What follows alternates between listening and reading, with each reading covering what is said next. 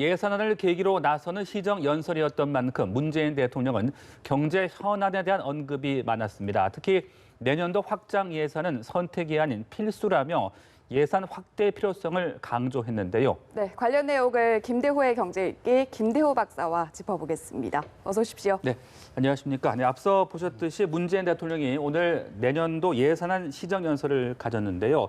이 확장적 재정 추진의 필요성을 상당히 강조하는 모습이었습니다. 연설 내용 어떻게 좀 보셨습니까?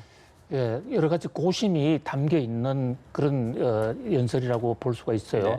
원래 오늘의 이 문재인 대통령 국회 시정연설은 정치나 사회 분야가 아니고 네. 우리나라 국회 예산 심의 절차에 국회 예산법 84조에 따라서 새해 예산안을 제출하면 거기에 따라서 국민 돈을 쓰게 되니까 이 돈을 어떻게 쓸 테니까 거기에 대해서 국민들이 동의를 해달라라는 것을 얘기하게 된 사실 예산 시정 연설입니다. 네. 그런 면에서 상당한 이 양을 국가 경제와 앞으로 내년도 경제를 어떻게 꾸려갈 것인가에 대해서 다루었는데요. 예. 이제 우선 요구 금액이 513조 5천억이에요. 네. 그렇게 금년 대비 2019년에 비교할 때 무려 44조 원이 늘어났습니다. 증가율로는 9.3%거든요. 네.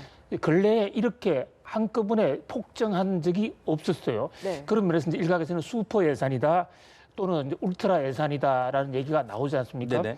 그런데 거기에 대해서 이제 경기를 확장시켰다 그런 의지가 담겨 있는데 과연 그럴까? 야당에서는 경기 증가 상승 부양용보다는 오히려 좀 이 선심용, 총선용 퍼주기 예산이 더 많지 않느냐 네. 이런 지적도 있는 것이 사실입니다. 네, 이른바 슈퍼 예산이라고도 불리는 이번 예산안의 성격을 좀 따져보니까요. 특히 산업, 중소기업, 에너지 예산의 증가율이 27.5%로 가장 큰 폭으로 좀 증가를 했더라고요. 이 부분은 좀 어떤 의미로 풀어볼 수 있을까요? 그렇습니다. 예, 산업, 에너지, R&D 이런 부분에 대한 증가율이 20% 이상 올라갔는데요. 사실 문재인 정부 들어서 첫 번째, 두 번째 해는 이 분야에 대한 투자를 상당히 소극적으로 했습니다. 예. 그래서 증가율이 높아갔다. 이것은 이제 특히 일본과의 경제 전쟁이 야기되면서 우리 소재 부품 산업을 좀 획기적으로 육성시켜야 되겠다는 그런 의지가 많이 담겨 있어요. 네. 소재 부품 장비 산업에 대한 투자 지원이 예상이 됩니다. 20% 정도가 늘어났다는 것은 네. 전체 증가율이 9%니까 평균 증가율로는 상당히 높죠. 네. 그런데 문제는 이 워낙 분모가 낮았기 때문에 20% 이상 늘어나더라도 실제로 늘어나는 금액은 5조 원 정도예요. 가장 많이 늘어나는 것은 복지 일자리 예산 쪽에서는 20조 원 이상이 늘어납니다. 네. 우리 전체 513조 예산 중에서 내년에 복지 일자리에 투입되는 돈이 187조 정도 됩니다. 네. 근데 이 대목에 대해서는 좀 여야 간에 논란이 있죠. 네, 앞서서도 언급해 주셨지만 일자리 사업 예산이 21.3% 증가하고요. 또 R&D 예산은 17.3% 증가했는데 정부 예산안에 담긴 이 의미 어떻게 좀 그 방향성을 풀어볼 수 있을까요? 예, 이 정부가 예산을 늘리는 것은 어떤 정부든지 국민의 돈을 허투루 쓰려고 하는 네. 어떤 정부가 없을 겁니다. 그런 면에서 국민들의 세금을 짜내서 쓰는 세금인 만큼 고통스럽겠죠. 그러면서도 확대 재정을 할 수밖에 없다는 것은 이제 문재인 정부 입장에서는 오늘 대통령도 그런 얘기를 했습니다만 두 가지 의미가 담겨 있다고 볼 수 있어요. 하나는 네. 꺼져가는 경기, 세계 글로벌 경제가 지금 워낙 안 좋기 때문에 여기에 대응하기 위해서는 정부가 재정 지출을 했더라도 쓸 수밖에 없다라는 거하고 또 하나 이제 문재인 정부가 꾸준히 주장해왔던 이른바 이 소득의 어떤 평균화, 소득 주도 성장 이런 것에 못 사는 사람들 다 함께 사는 성장, 포용 국가를 만들기 위해서 거기에 대한 지원 예산도 계속 늘어나야 되겠다. 네. 덧붙여서 하나 더 말씀드리면 북한 지원 예산도 1조 4천억 정도 네. 예산이 잡혀 있거든요. 네. 그런 어떤 여러 마리 토끼를 동시에 잡고자 하는 그런 대통령의 의지, 문재인 정부의 어떤 구체적인 계획이 담겨 있다 네. 이렇게 볼 수 있습니다. 네, 이렇게 슈퍼 예산이 편성이 되다 보니까 이 재정 건전성 우려 목소리가 있는 것 같습니다. 그런데 문 대통령은 우리 재정이 지금 건전하다.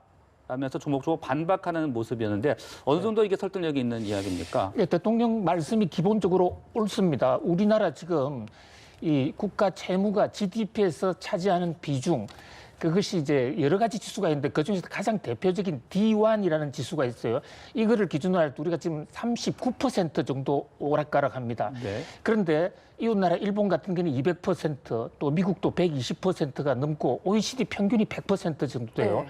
그렇다면 OECD 평균 국가들에 비해서 우리나라는 재무 상태가 상당히 건실하다. 예. 네. 그런 면에서 바로 이 무디스라든지 S&P가 우리나라 신용 등급을 이웃나라 일본보다도 더 높게 평가하는 게 바로 이 재정 건전성 때문이거든요. 네. 그렇기 때문에 국민들이 너무 큰 걱정을 할 필요가 없다 이제 네. 이렇게 지적을 합니다만은 한 가지 문제가 있는 게 이 D1 지수가 아닌 D2, D3란 또 다른 또 국가 채무 지수가 있어요. 네. 우리나라는 공기업이 많고 국민연금과 공무원 연금의 우발성 부채가 많습니다. 그것까지 포함할 때는 우리나라도 재무 상태가 썩 좋다라고까지는 얘기할 수가 없어요. 네. 자, 거기다가 또 내년의 문제는 작년, 재작년까지만 하더라도 재정을 좀 많이 집행하더라도 재정이 흑자가 됐기 때문에 국가가 이 적자성 국채를 발행하지 않아도 됐었는데 네. 올해부터는 세금이 지금 안 그치고 있습니다. 아. 경기가 나쁜 데다 특히 부동산 거래가 뚝 떨어지면서 네. 양도세 안 들어오고 있거든요. 그러다 보니까 세금이 안 들어오는데 집행을 더 많이 하게 되면 적자 채권을 발행할 수밖에 없고 네. 그러다 보면 정권 시장에 타격을 줄 수가 있고 민간의 돈을 뺏어가서 오히려 경기를 더 위축시킬 수가 있어요. 그것을 이제 경제학에서는 크라우딩 아웃 이펙트라고 그러는데 네. 그게 한 60조 원 정도가 돼요. 그런 면에서 네. 우리나라 재정도 대통령 말씀이 기본적으로는 옳지만 그렇다고 우리는 지금 아주 여유가 있으니까 네. 재정을 펑펑 써도 된다. 그렇게까지 여유가 있는 상태는 아니다. 이렇게 볼 수 있습니다. 네, 말씀하신 이제 적자 국채 발행이 증가한다 네. 얘기하셨고 그 외에 앞으로 어떤 우리 재정 건전성에 좀 변수가 될 만한 요인이 있다면 어떤 것들을 좀 봐야 되는 겁니까? 가장 큰 게 우리 인구 구조인데요. 네. 이틀 전에 IMF 이창용 아시아 국장이 한국계 IMF 근무하는 분이죠.